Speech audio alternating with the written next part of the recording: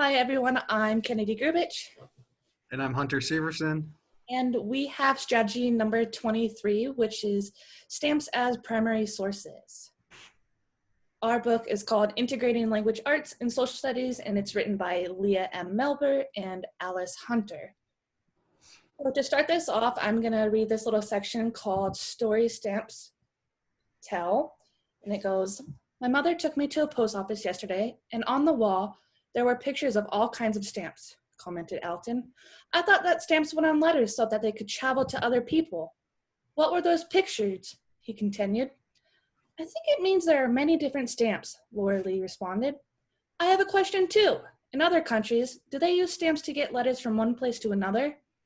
"I think they do, because my father has books that he uses to collect stamps from all over the world," responded Joey. All right, I'll read the introduction to our chapter. So stamps are a common household item to most of even the very youngest elementary school children, my bad. They see them on letters delivered by the mail carrier. They see their parents stick them on correspondence to be sent to others. Teachers can use this firsthand experience and background knowledge to springboard into studying history and the reading of biographies. They can provide learners with opportunities to compare and contrast the images and people featured on stamps, not only from the United States, but also from countries around the world.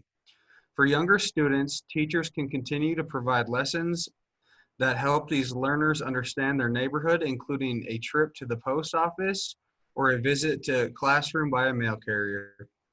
During these experiences, questions can also be raised about how to buy and use stamps, as well as the purpose of using them. Stamps can be studied as primary source documents for the time when they were issued. Why were certain events or people memorialized at the time in history? For example, in 2009, 4 commemorative stamps were issued to honor the 100th birthday of President Abraham Lincoln. These 4 stamps provided a chronological look at Lincoln's life as they present him as rail splitter, lawyer, politician, and president. Students, even in the earliest grades, could be asked to do research relating to one of these aspects of Lincoln's life. There are many excellent biographies of this president available as picture books after the learners have completed their individual research. They can each be asked to present their findings in chronological order. This cooperative learning jigsaw activity can give all class members a complete view of Abraham Lincoln's life and times. Teachers can expand the study of Lincoln by explaining that since 1866, this president has been featured on 74 stamps. These stamps can be viewed on the Smithsonian National Post Office Museum website, as shown. This activity can be expanded to include stamps from other countries.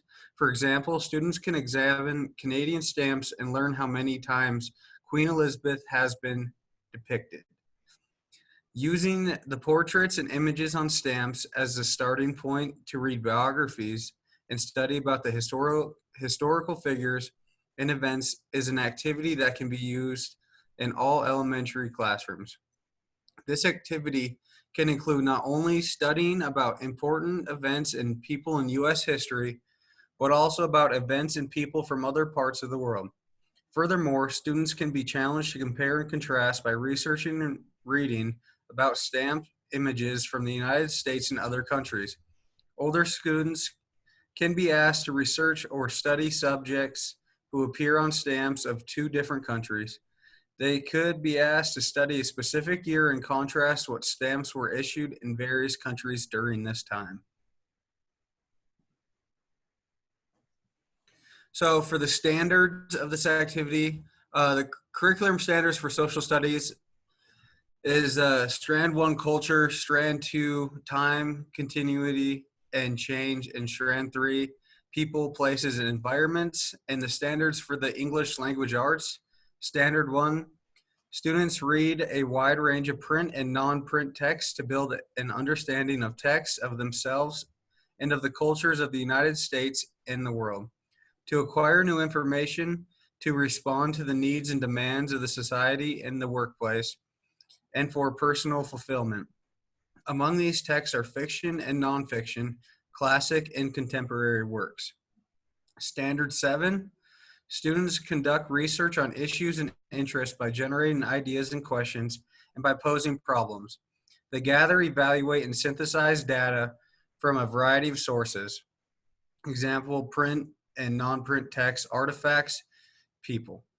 To communicate their discoveries in ways that suit their purpose and audience.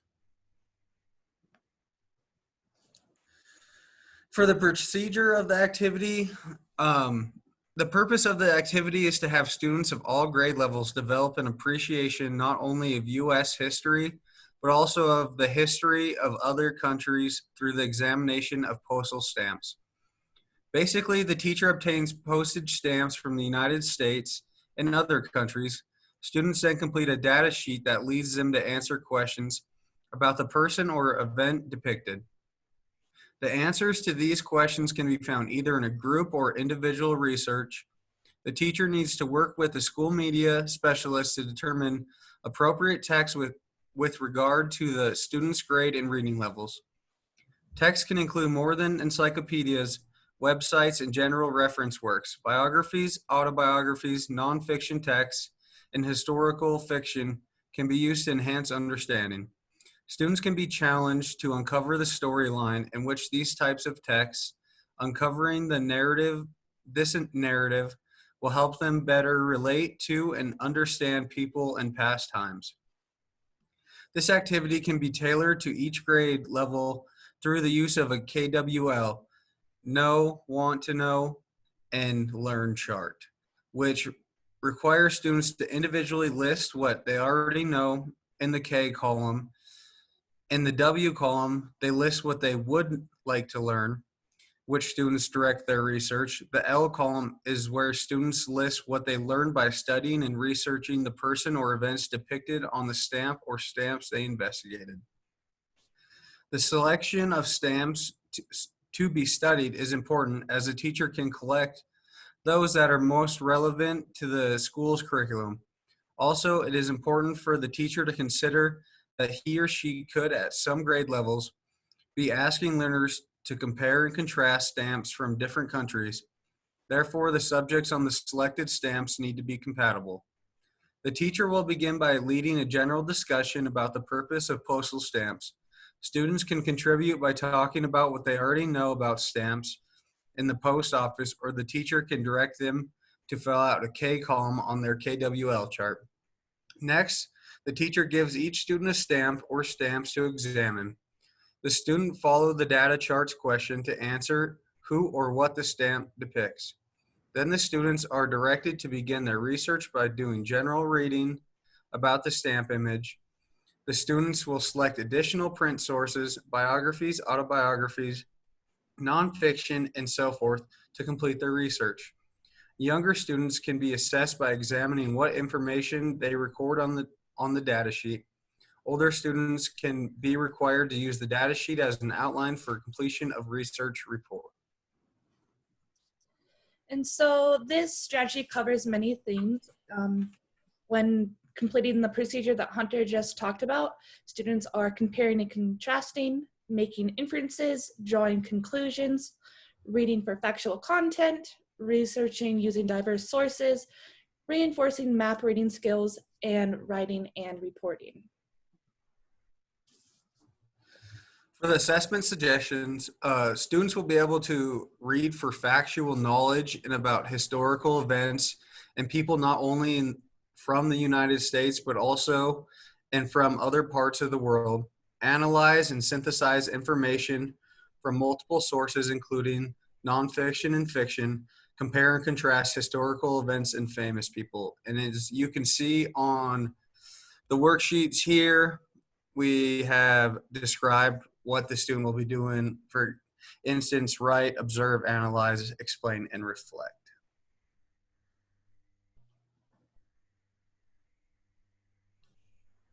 So a quick fact about these here stamps. Only two famous Americans were featured on U.S. regular issued stamps from 1908 through 1919, George Washington and Benjamin Franklin. A stamp was also created by the astronauts during the Apollo 11 moon landing in 1969. The astronauts made an impression of the moon's surface with a stamp die. When they returned to Earth, the dies was used to create an airmail stamp. And as you can see, that's the stamp there from the 1969 Apollo 11 moon landing. So now I have some resources that Hunter and I kind of went over, and there are a couple sections that I would like to read to you guys that I think are interesting. So the first resource that I have is called Teaching Social Studies on a Shoestring Budget. So the first section is called One Man's Trash is Another's Treasure. This is kind of some background information so I can go into stamps into further detail. Teachers have long been known as scavengers and recyclers. We scour the rummage sales and beg for empty milk cartons. In my elementary classroom, we have used oatmeal boxes as drums or poked holes in them to make telescopes to view constellations. Most of the suggested items in this section can be acquired at little or no cost. And it goes into talking about telephone directories, newspapers, postage stamps like we're going over, main streets, cemeteries, and so on. And for the postage stamp section, I'm going to read that to you. I once saw an advertisement in a Sunday newspaper for 200 postage stamps for the price of $2. I immediately sent off for the stamps and was pleasantly surprised at the variety I received. Stamps provided a wealth of social studies topics through themes, portraits, symbols, commemorations, geography, technology, or culture. Kerman and Jackson suggest many interesting ways to use stamps to teach social studies.